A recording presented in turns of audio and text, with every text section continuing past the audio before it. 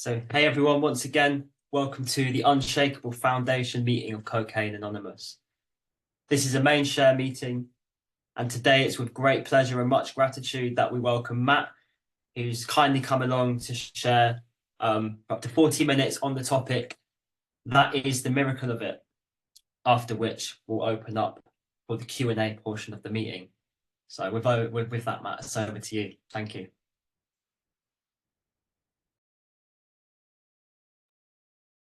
Thank you. My name is Matt. I'm a recovered alcoholic. Just plugging in my laptop so it doesn't die in the middle of this thing. I appreciate you guys having me. It's an honor and a privilege to do service anywhere. And it's really nice to be invited places because it wasn't that long ago I wasn't invited anywhere. And if I was, I definitely wasn't invited back. I don't know what's going to come out of my mouth. Whenever I get asked for a topic, I say a prayer, and whatever comes to mind, I trust that the intuition that I've learned to tap into is going to give me something to lead me. And so when I was asked, I took a moment of stillness, and what came to me was that is the miracle of it. And if you look in the big book, that comes smack in the middle of the 10-step promises, which if you were lucky enough to catch my brother Andy talking about it last night at our workshop, you heard a masterful description of what it's like to practice and live in the 10th step. And so this may or may not be linear. Not sure. Like I really let spirit guide me. This may or may not make sense, but I hope that I help somebody in the room with something. And so just a little bit of my pedigree. My sobriety date is May 19, 2016. My home group is the Bronx Big Book Study. I have a sponsor. I sponsor guys. Some of those guys sponsor guys. And recovery is the centerpiece of my life because it allows me to connect to myself, to connect to my God, and to connect to you. You know, I just came back from a trip to Indonesia. And I decided that I was going to invite my sponsee and me to go on a part of the 17 days was 7 days of a collection of 71 solo travelers doing wild and crazy solo traveler things, which included private yacht parties to these islands and ATVs and visiting the temples and whitewater rafting and white parties and pool parties and beach clubs and all this stuff because I travel a lot solo. I really love to travel, and I wanted to make some friends.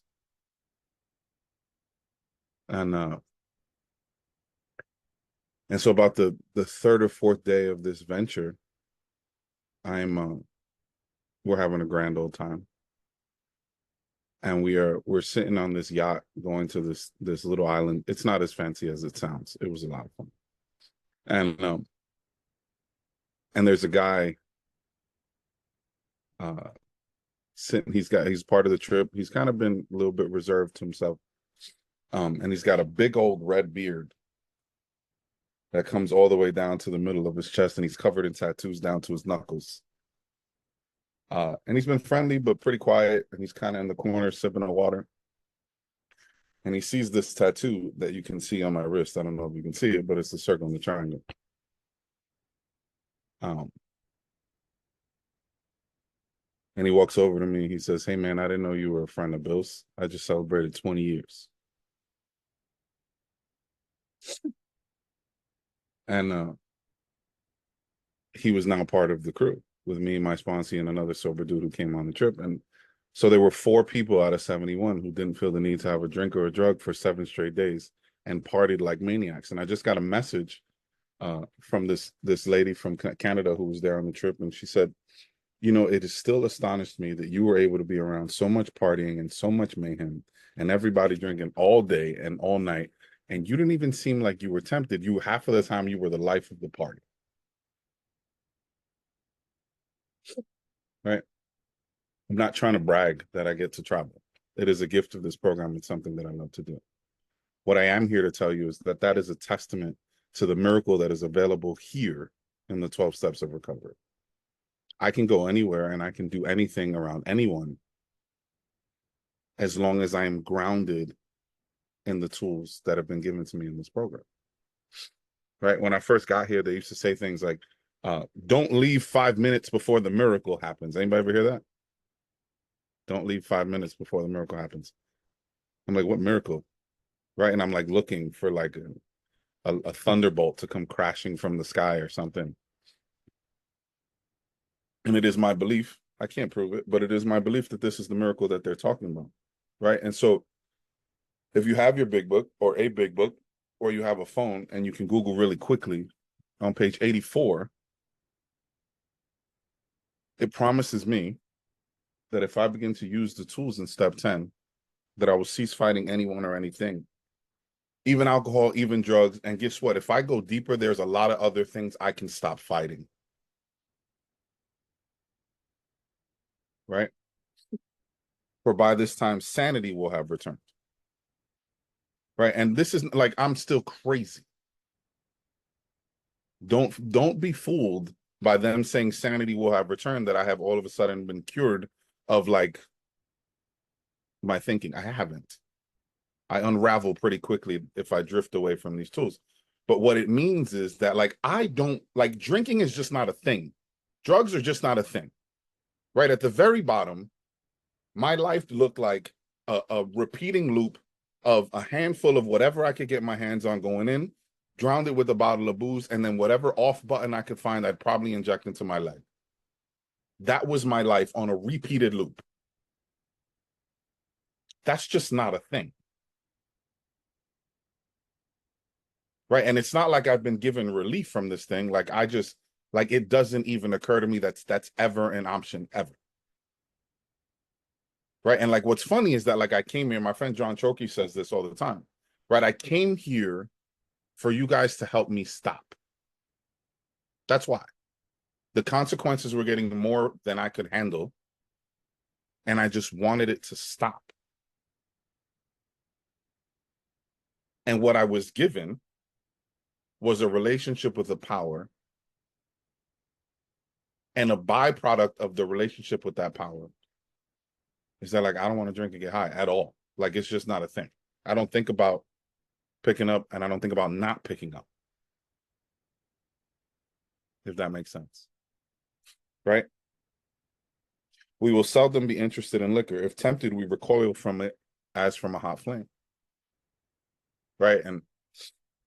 And this is a far cry from earlier in the book when it talks about, right, like we are without the kind of defense that keeps us from putting our hand on a hot stove.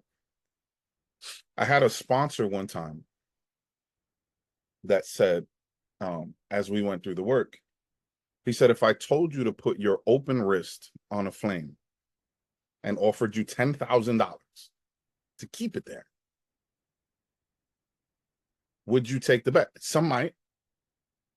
I'm scared to like ask for a show of hands who might take the bet, see who's still that crazy, right? But I might.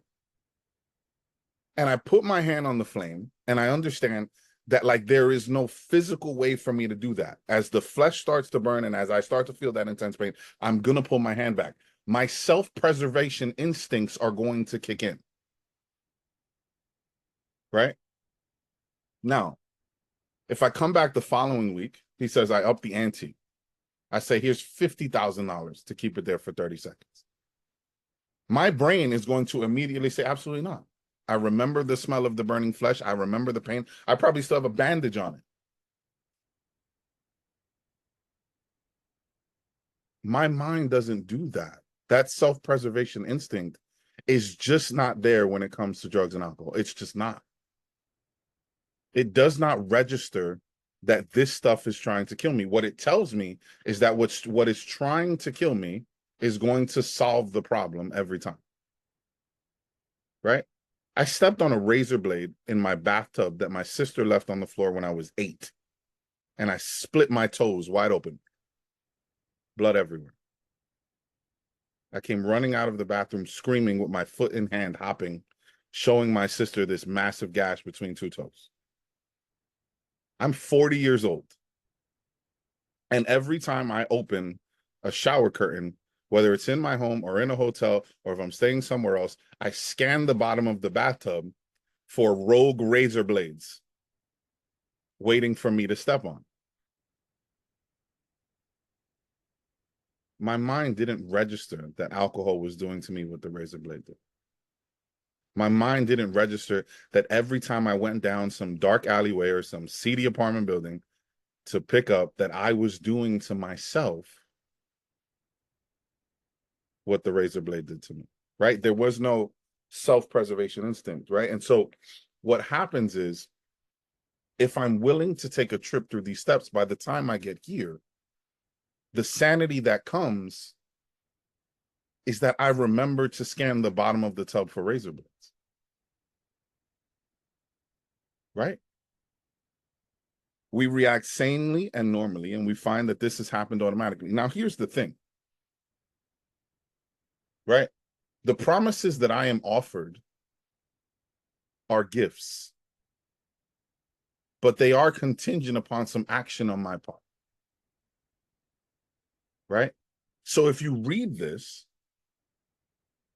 you'll realize that it doesn't say that I do anything. What these are specifications and descriptions of what grace is going to look like if I use the tools in the previous paragraph. Right? This is all grace, has happened automatically. We will see that our new attitude toward liquor has been given us without any thought or effort on our part. Thought or effort on our part. Right? It just comes, that is the miracle of it. We are not fighting it, neither are we avoiding temptation. We feel as though we have been placed in a position of neutrality, safe and protected. We had not even sworn off. Instead, the problem has been removed. It does not exist for us. Yeah, book goes away for long. Now,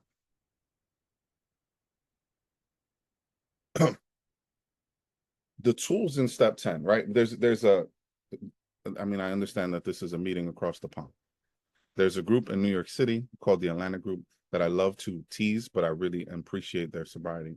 And when you go to their meetings, they say, my name is so-and-so, I have X amount of time sober, and I'm living in 10, 11, and 12. Right? They say that all the time. What does it mean to live in 10, 11, and 12, and how do I get there? Right? How do I gain access to the miracle? Right? When I first came here, I had no idea what it meant to be addicted. I had no idea what power, choice, and control were and how they fit into the disease that I was suffering from. Right? And I have all of these experiences that, like, I can pinpoint almost exactly the moment when I learned these things. Right? Sitting in a group in treatment and having somebody read to me the paragraph that says men and women drink essentially because they like the effect produced by alcohol. Well, is that why you drank? Is that why I got high? Is that why I picked up? Right? Is that why I chase beautiful women around the world? Right? All of these things that I do for the things that I love. And the answer is yes. But picking up is not my problem, because if picking up is my problem, just don't pick up. And that's not going to solve the problem either, because I have this obsessive nature. I have this mind that tries to convince me that it's a good idea, or I'm going to handle myself like a gentleman, or if I put together the perfect cocktail, I will be okay. I can't tell you how many times I spent that last year before 2016 thinking it's not the booze, it's just the drugs. It's not the drugs, it's just the booze. If I have the perfect amount of booze and drugs, I'll be okay. And then I have this diagnosis, right? That like powerless doesn't mean I can't drink, I can't pick up. Powerless means I'm going to drink, I'm going to pick up. Provided I can't get a spiritual experience between me and my next fix. And so I'm sitting there with George, God bless his heart, my first sponsor. And he says, but that's not even really your problem either. He says, you have this default setting where you're chronically dissatisfied with life and the people around you. When you're here, you want to be there. When you're with her, you want to be with her. When your bank account reads this, you want it to read this. When you're driving this car, you look over and you see the next car, you want that car. He says in the book, they call it restless, irritable, and discontent. He says, and what it is the manifestation of a deeper disconnection to God. And that's why your life is unmanageable. And that's what you're trying to treat with alcohol and drugs. And it's like, and I'm like, so I start to scan my life for how I can gain access to God. Because I was raised in the Catholic Church. My mom was the lector on Sundays. She did the readings. Right? I thought I knew God. At 18, I had a girlfriend, and she was in a non-denominational Christian church, and I followed her in there. She left, and I stayed, and I answered an altar call, and I gave my life to Jesus Christ, and I thought I understood God. When I was in college, and I started like flirting around with psychedelics, and I was a hippie pothead rock climber. I read every sacred book under the sun. I thought I was well read and found value in all of the major religions, and had this whole theory that God spoke to us all over the world in the language that we would understand, and that nobody was wrong and everybody was right, and God lives everywhere. But if I understood God the way that I thought I understood God, why did I keep getting high? Right? Obviously, there was something in my relationship that was lacking. And I'm sitting in a meeting, and my friend Chris is the last person to share. Oddly enough, the speaker was from the Atlanta group. And Chris is sitting there, and he's the last person to share. Beautiful story. I'm going to Chris's wedding in a couple months. Like this place, miracles everywhere. Right? And he says, when I was out there trying to kill myself, God brought me here. So now that I'm here, how can I question if God's going to see me through? Right? And it was like, that's it. I didn't bring me here. Right? All of that spiritual, religious, theological education, and they always talked about the grace of God. I hadn't the slightest idea what they were talking about. And in that moment, I knew. In that moment, at a 10 p.m. meeting on the Upper East Side of Manhattan, I understood what the grace of God was. That I was here receiving something that I absolutely did not deserve, that I couldn't merit on my best day. And that if I was going to gain access to this power, that the first thing I had to do was remove me as a possible solution to the problem. Right? And in the vacuum of that removal, creates just enough space for God to start moving. Right? And I remember George, when I'm coming to George with all of this, right? Because every time I came to George, I would like bust through his door as if I was like, I had unearthed the most amazing treasures on the planet. George, look, you got to see this. You got to hear this. He's like, yeah, man. How about for a second, you put all of the experiences that you think you had with God on the shelf for a relationship with God that is experiential, that is here and now, in the moment, that you can learn about God and understand God as you experience God from this moment forward. It was a completely revolutionary idea. Never mind, like there's a whole chapter on doing that in the book, but maybe. And that's really all it has to be at that point. It's just maybe. Okay, maybe.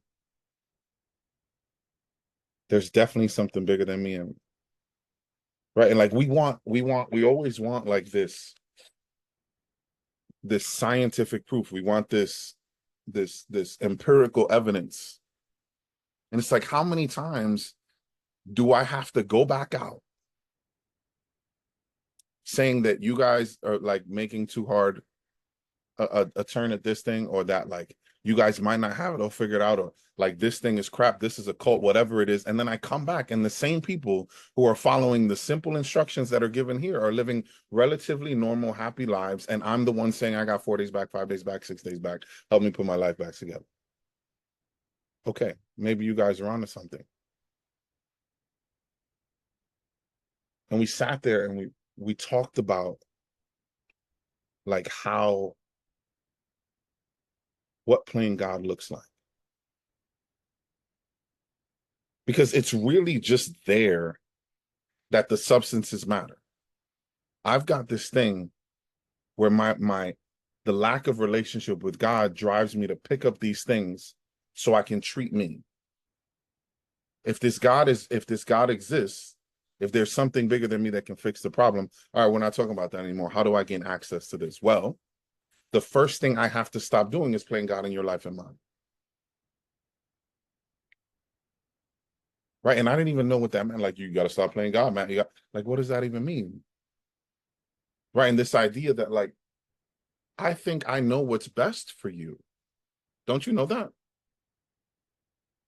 And I think I know what's best for me. And I think I know how you should behave in my life. And I know how I should behave in yours. And I have these rules and parameters that I've set on the world. And you know what? Reality just doesn't work like that. And eventually that's going to piss me off.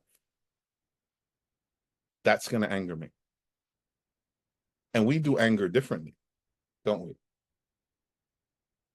Right? Like, normal people get angry. It's like, oh, that guy cut me off. And maybe they flip him the bird and they go about their life. And we make it about, like, I'm completely convinced that this guy woke up this morning to cut me off and ruin my day. And I'm going to be back here at 7:51 a.m. tomorrow morning to see if I see him again, so I can run his car off the road. Or at least it's a fantasy I tell myself.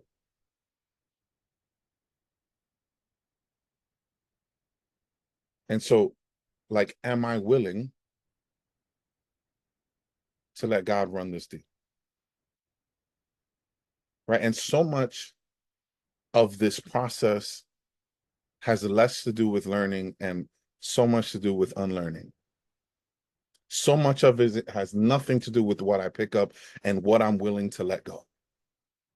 Right? I'm paraphrasing, frankly, but Sandy B has this thing where he says, like, so much of my life are these experiences where I realized I was just wrong about something. Right? Like I was just doing this wrong. And the reason doesn't really matter, right? Like, because I can tell myself, right? My old man was murdered when I was 6. The year before that, my grandmother died an alcoholic death. The year after that, my dad's brother died, right, in jail of epilepsy.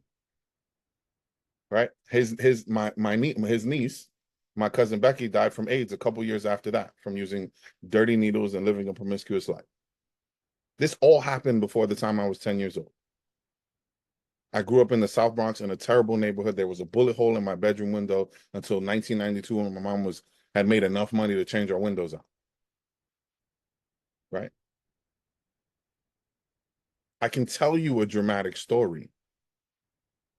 Right. And then there's the flip side of that they left me, these people croaked and left me alone in a house with 9 women. And I didn't know which way was up. I was raised in a coven. Right. But like,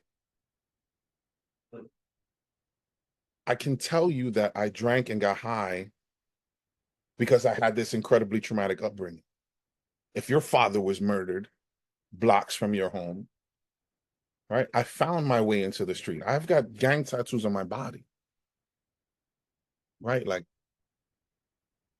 and we can tell ourselves this story that like that it was nurture that got us here.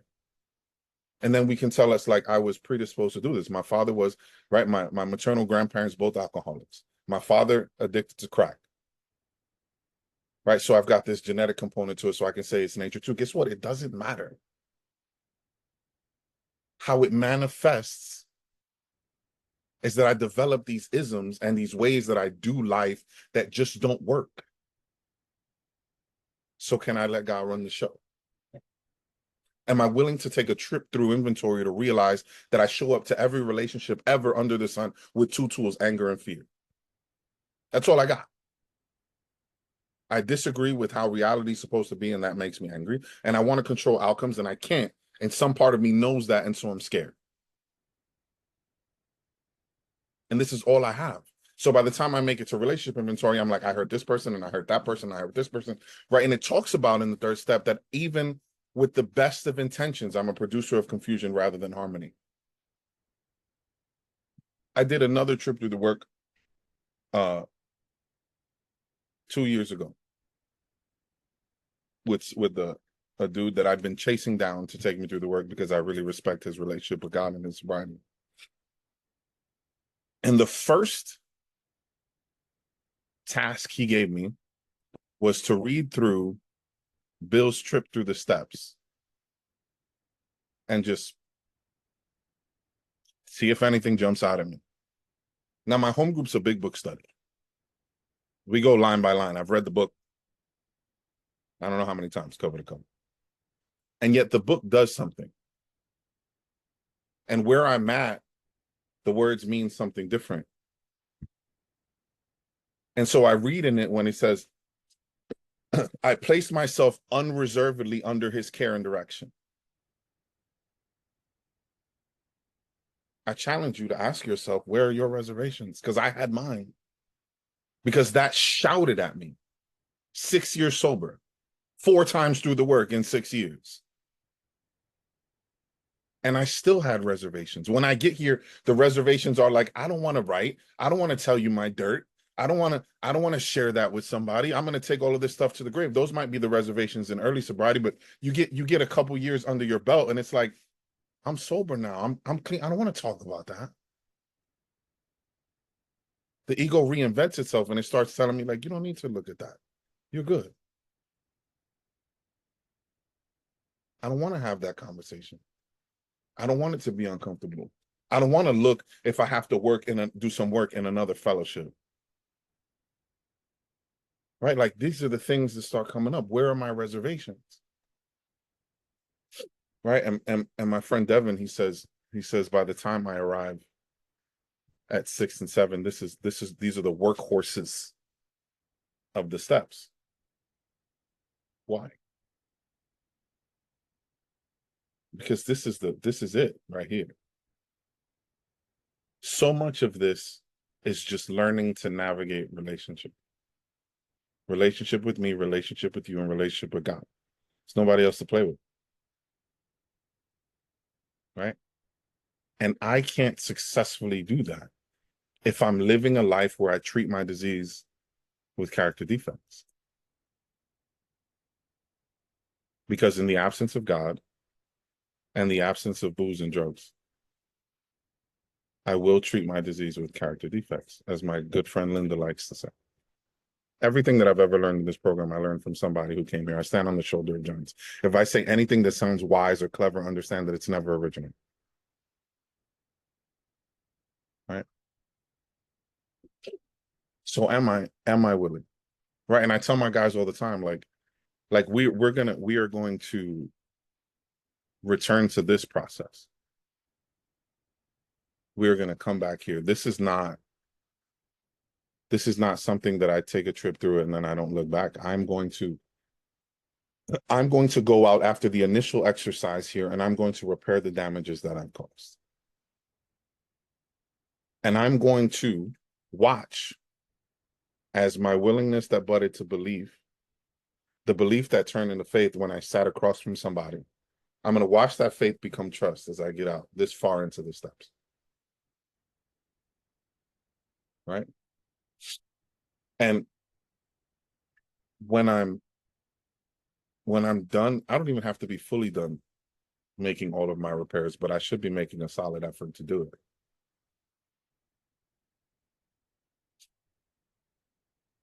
I'm given the tools for everyday living. My buddy Andy talked about it last night, right? Step 10 is right now. is now. Right? If you look at how Bill describes step 10 in his story, he calls it testing my thinking against the new God consciousness within. Testing my thinking against the new God consciousness within. As I go throughout the day, when I hold the door open for somebody and they don't say thank you, do I kick them in the back of the leg and yell, "You're welcome"? Or do I just smile because holding the door is the right thing to do? And not because I needed this little attaboy. Right? And it starts like, in the beginning, it was like, "Hey man, like you gave me an extra $1. Here's your dollar back." And then as I moved further away, right? Like I was a pathological liar when I got here. Anybody else? Anybody lie through their teeth? Right? Like I would tell you stories about shark diving in South Africa. I didn't even have a passport. Right? Like and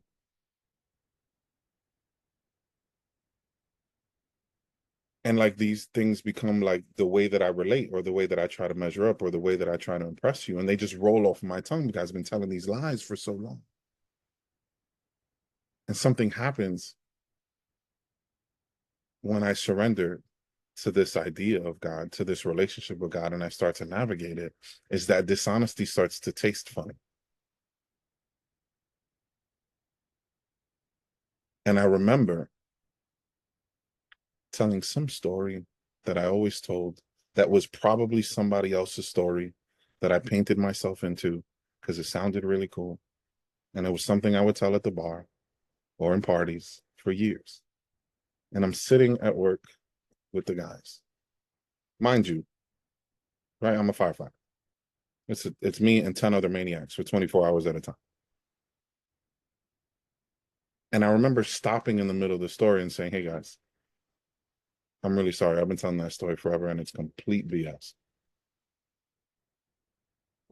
Because there comes this moment when my desire to be closer to God and closer to you far outweighs my fear of embarrassment. Right? Nobody ever is going to look down on me for trying to do the right thing and trying to be the best version of me. They're just not. And so I watch for these things. Selfishness, dishonesty, fear, and resentment, they're going to come up. And it doesn't mean that I'm not doing this right. It doesn't mean that I'm failing at this thing. It means that I'm human. And that's why I'm given tools. Right? When I find myself being dishonest, even if it's little stuff,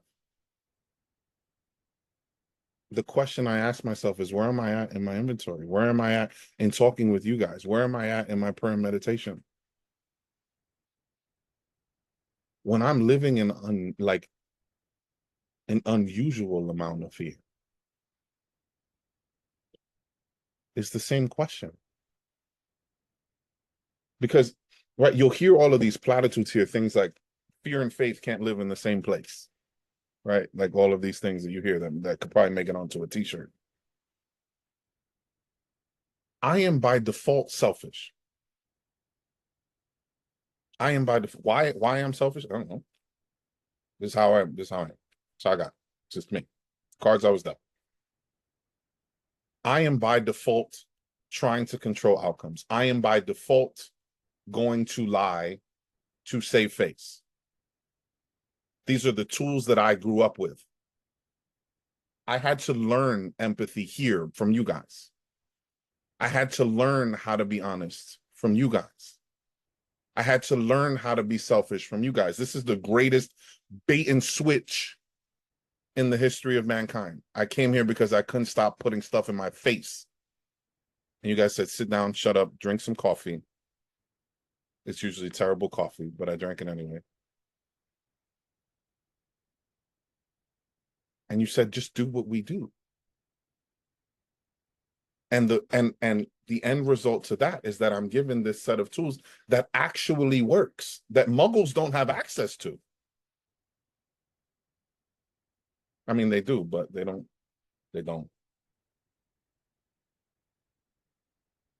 And if I live in that space of now, then I get to do like the fun hippie stuff. By fun hippie stuff, I mean I get to do step 11. Right? Like I get to, at the end of the night, it's like, how did I do? You were okay here, you were okay there. You fell a little short there. Hey, God, I'm sorry I tried to do your job again today. I still suck at it. I'm going to try and not do your job again tomorrow. That's it.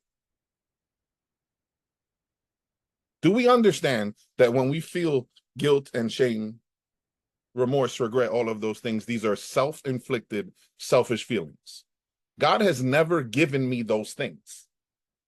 God has never beaten me up for anything that I've ever done. God lives in the now. If I did something wrong 5 minutes ago, I don't have to live in the regret of 5 minutes ago. I can be sorry that I did whatever I did. I can make amends for whatever I did, but God lives in right now. There's nothing that I can do to make God love me anymore. I can't merit this thing. I can't win this thing. And there's nothing that I can do to make God love me any less. So I might as well just do my best to navigate this relationship. God, I bring these things to you at the end of the night. This is what I tried today. This is what I got. I wake up in the morning and I say, God, I put my hands out. Tools and assignment for me, God. I have purpose now. I have a calling now. Right? And the thing is that along the way, I start to pick up those virtues that I try to find in books, and I try to find everywhere. I try to find in the Sunday service. And like it was in the church basement with you guys that I learned to be this man of integrity, this man of dignity, to be able to show up for the people in my life. And throughout the day, I say, like, I pause for a second. Hey, God, I really want to punch this guy in the face. What should I do? That's a prayer.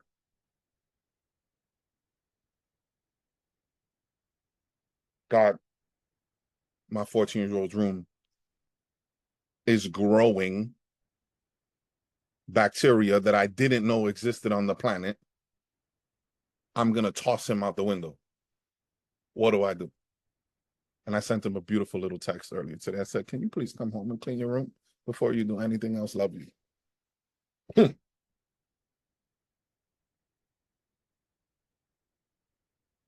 then I get to tell you guys about this experience.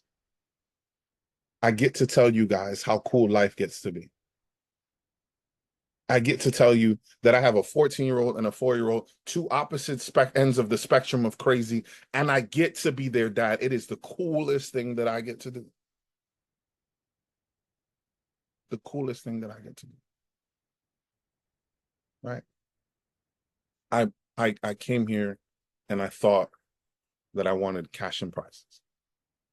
I thought I wanted a way to like build up this massive life for myself if I could just stop running it into the ground with alcohol and drugs. And what I got was, like last year, my mom got her knee replaced.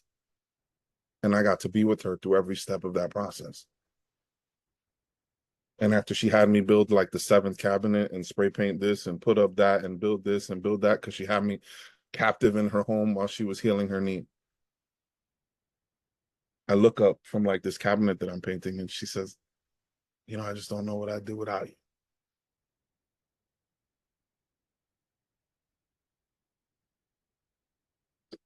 My daughter turned 4 on Sunday.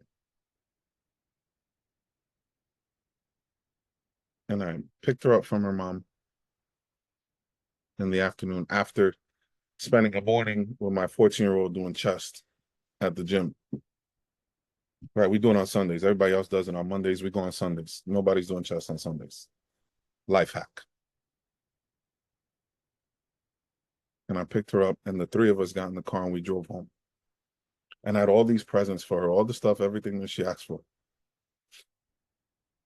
And she opens all this stuff. And she was dead tired. It was nap time by the time she was done opening her stuff. And she picks up, she goes in the living room and she grabs her bottle.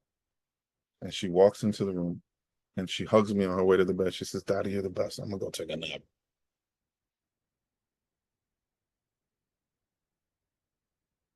Right? Like, it doesn't get any better than that. It doesn't get any better than that. Right? I get to live the life that I live because you guys told me how. Thanks for letting me share.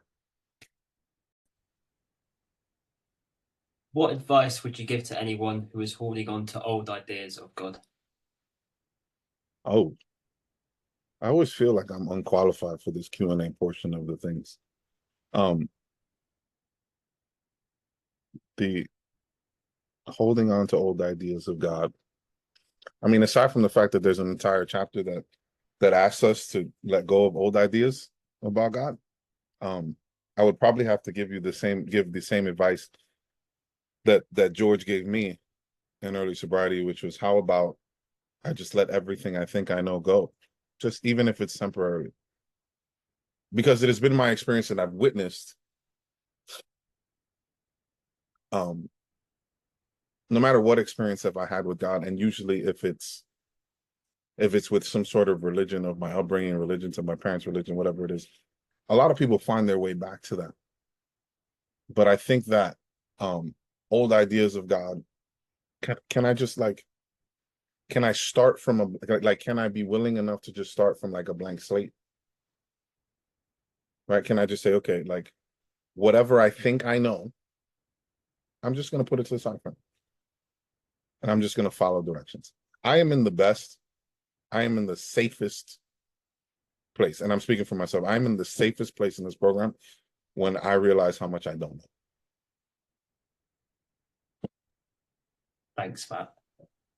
Christian, would you like to come in with your question, please? Oh yeah.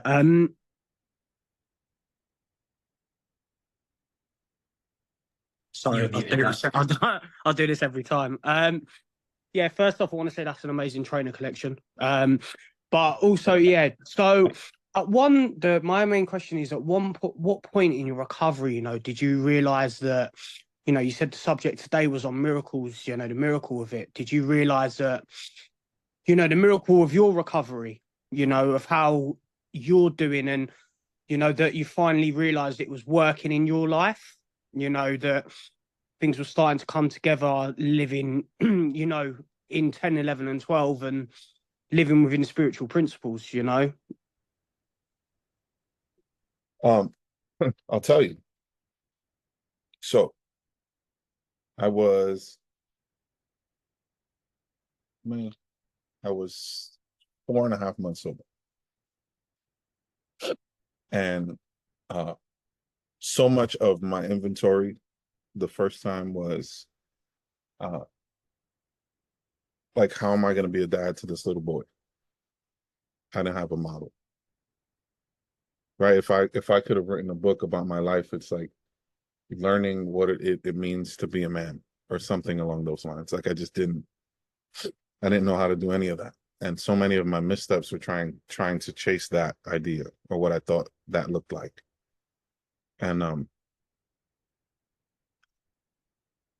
it was a Friday night, and when we were done, my sponsor said that he was given. We were done with 4, 5, 6, and 7. He was given this intuitive thought to tell me to that I was selfish with my time and my money, and I live in New York City where there's tons of homeless people. And so if I encountered one, that I was to take 5 minutes of my time and buy them a coffee and a bagel or something and just talk with them for 5 minutes. That was my penance, so to speak. Right. And if you would have told me that that I needed to do backflips down the street in a tutu to get this thing, I would have done that. And I tell that, so like I'm always hesitant to tell that because it's like I wasn't doing this because I was struck altruistic. I was doing this because I was willing to follow directions. And And there was one night we were going to this restaurant, and my son's with me, and he was 6 at the time. He was almost 7. And and there's this guy in a wheelchair who's always drunk. He's a homeless dude in the neighborhood, and he's begging for food outside the restaurant. And I said, "Hey man, yeah, let me run inside. I'm grabbing some dinner. I'll grab you something." And I go inside, and character defects abound, because all of the women who work at this restaurant, it's a little Dominican restaurant in my neighborhood, they're beautiful. And I get all distracted, and I'm showing off my adorable 6-year-old for their attention. And I forget about the guy and that I promised him food. So I come outside, and he's like, and I'm like, so I run to the store in the corner, and like to make up for my misstep, I put together this like in a panic, I put together this bag of food for him, right? Because I felt like this is what I had to do. It had become at this point like just something I did when I encountered these people. And I put together all of this stuff, and I put the bag, and I come out, and I give it to him, and I talk to him for 5 minutes. And my son's kind of just watching this whole thing. He doesn't say a word. And we get in the car, and we're riding home. And normally, like, I blast music. Like, music is such a huge part of my life. My son absolutely loves music, right? A couple weeks ago, I took him to his first concert. Coolest experience ever. And from the back of the car, no music playing, he says, "So Dad, you mean to tell me that if somebody's hungry, I should feed them?" And it was like, I don't have to figure out all of the things. I don't have to know how to be a dad. But if I just keep seeking this relationship with God, these things are going to fall into place. That Sunday, my firehouse we all signed up to do this Tunnels to Towers run, right? Where you run through the Brooklyn Battery Tunnel to celebrate this guy, Stephen Siller, who died in the towers. He wasn't working. He put on all his gear, and he ran through the Brooklyn Battery Tunnel to go to September 11th, to the Trade Center. And it's really a charity run walk thing. And there's a couple overzealous firemen in my firehouse who decide that they want to run this thing as if there's some sort of medal in the end. We all get the same medals. Slow down, buddy.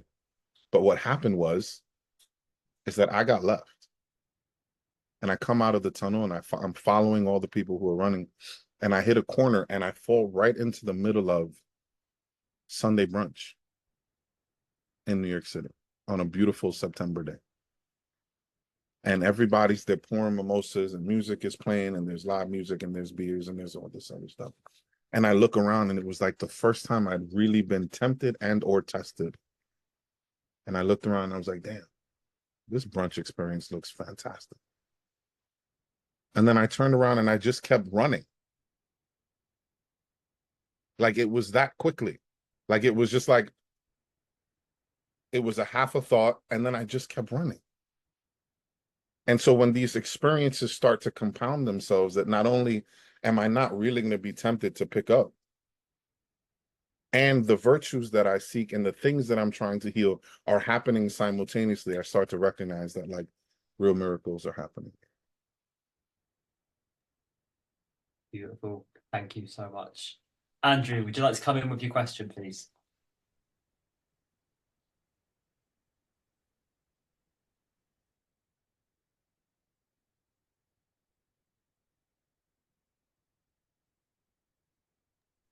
I think you need to unmute yourself, Andrew. Okay. Hi, thanks very much for an inspirational share, Matt. Could I ask you if there was one essential piece of advice you could give someone in early recovery, what would it be? Do the steps expeditiously with a sponsor who has experience in doing the steps. Don't delay. The pain is in the delay. Right. Thanks, Matt. Young, would you like to come in with your question, please? Yeah, thank you, Isaac. Hi, my name's Young. I'm a recovered addict. Thank you so much, Matt. I always hear the spirit talking through you. I really relate to your 14-year-old. I have one as well. Things growing in the bedroom, and I have to pause a lot. Ask God for direction. The question I've got, Matt, You quoted that line out of Bill's story, you know, I placed myself unreservedly under his care. And you talked about going through the work a few times with a different teacher. Each time you went through, did you spot areas very strongly where you had reservations, and would you be able to share one of those with us, please? Thank you. Absolutely, thank you. And Young, thank you for the WhatsApp group that you have with with all the speaker tapes. That thing has saved me more times than I can count. It's a beautiful service. So I'll tell you that there have been major parts of who I am that have been uncovered in every single trip through the steps, every single one. Some of them small and might seem silly, but cause a lot of pain. Some of them bigger, right? Like I learned through the steps that like I like to gossip. Seems silly, and I used to be really embarrassed to say that. But what's underneath that? Character assassination. It's the same thing as when I used to lie and tell stories so that I could try and measure up or impress you or look better than. I want to tear you down in some selfish attempt to make myself look better. I want to have the power of the information. I've learned that, right? Like things like, I struggle with true intimacy with people. And I don't mean that like in a physical sense, just like I had to learn through this process how to like be vulnerable and speak from my heart and talk about my feelings and allow myself to give and receive love. Right? Like these are things that I didn't even know could be reservations. Right? I've learned that, you know, like it talks about in step 11 in the 12 and 12 that like I sometimes feel ashamed of things that I've done when I've fallen short of the mark. And then as they say in the 12 and 12, I'm seized by a rebellion and I don't want to pray as if, right, like God doesn't already know. And I'm like kind of like ducking around like I used to do when I was a teenager, avoiding my mom when I knew that I was in trouble for something. Right. And like I do that. And it mirrors the way that like I acted as a teenager, as an adolescent. And I had to learn that like, you know, there's this Ram Dass quote, and he says, you know, we become free when we realize God already knows. And it's like, you know, these are the things that that I didn't know were so they were such obstacles to freedom, right? And the ultimate exercise is like more God, less math, right? Every trip through the steps is more God, less math, more God, less math, you know. And it's not that I'm not good enough, it's that I'm not good enough. Right? Like I'm not good enough, and that's okay. I gain access to a power that's more than enough. Great question. Thank you so much. We're almost out of time, but really quickly, Brian, would you like to come in with a question, please? I'm a recovered alcoholic. Thank you, Matt, for making me cry while I'm driving a big rig. Okay, that's not always safe. My question is, when you started speaking at meetings, did you feel uncomfortable at first, or were you a natural at it? Next Monday, I got my first talk I need to do, and I'm already getting scared about it. So just little comments on that. So my very first, my friend Alex asked me to speak in 91 days at that same meeting that I told the story about. And I told my then girlfriend, I said, I'm really nervous about speaking. And she said, you love talking about yourself. You'll be fine. We all love talking about ourselves. It's our story. We can't mess it up. Right? Like it's I wouldn't. The thing is, right, like the beautiful and oftentimes uncomfortable truth about people in Alcoholics Anonymous is they're going to love you unconditionally. If you get up there and you completely go off the rails and whatever it is, right? Like everybody's going to tell you, thanks for your service. You were amazing. My friend Alice, when she gets up there and speaks, she says, don't tell me that I was amazing at the end. I don't believe you guys. Right? It's not a performance. Right? Like we get an opportunity to stand in front of each other and open our hearts, and you can't do that wrong. Great question. Thanks, Brian. And that very nicely takes us to the end of question time, but not quite the end of the meeting. Paddy, would you like to finish us off by reading the step 10 promises, please?